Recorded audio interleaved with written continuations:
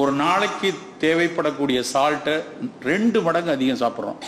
குறிப்பாக Indians per day requirement வந்து 4 gram தான் சால்ட்டு. அவ்வளோ பேர் 8 கிராம் சாப்பிட்றோம். நம்ம சும்மா போய் வீட்டில் கணக்கு பண்ணி பாருங்கள், நீங்கள் சாப்பிட்ற உப்பு எவ்வளோ இருக்குன்னு பார்த்து. So double salt, added sugar, அதுக்கு மேலே ஏகப்பட்ட ஜங்க் ஃபுட். 2 தடவை மயோனைஸ் தடவி தான் நான் சாப்பிடுவேன். 2 லேயர் ஆஃப் சீஸ் வச்சு தான் நான் பீஸா சாப்பிடுவேன். ஜாயிண்ட் உடையிற அளவுக்கு வாயை பொளந்து பர்கரை திளிப்பேன். எதுக்கு? யாருக்காவது தெரியுமா அந்த பர்கருடைய மேலே இருக்கிற ரொட்டி கீழே இருக்கிற ரொட்டிலாம் வந்து எப்படி இவ்வளோ சாஃப்டாக இருக்குது? பிரெட்டுக்கு வந்து சாஃப்டாக இருக்குன்னா கோதுமை என்ன மென்மையாக வளருதா? அதுக்கு ஒரு சாஃபனிங் ஏஜென்ட், அதுக்கு ஒரு ரைசிங் ஏஜென்ட், அதுக்கு ஒரு ஏகப்பட்ட ஏஜென்ட். நாங்கள்லாம் சின்ன பிள்ளையில் அந்த ஜேம்ஸ் பாண்ட் படத்தில் ஏஜென்ட் 007 படிப்போம். அப்படி பல ஏஜென்ட் சேர்த்து தான் இந்த ரொட்டியெல்லாம் உருவாக்குறாங்க.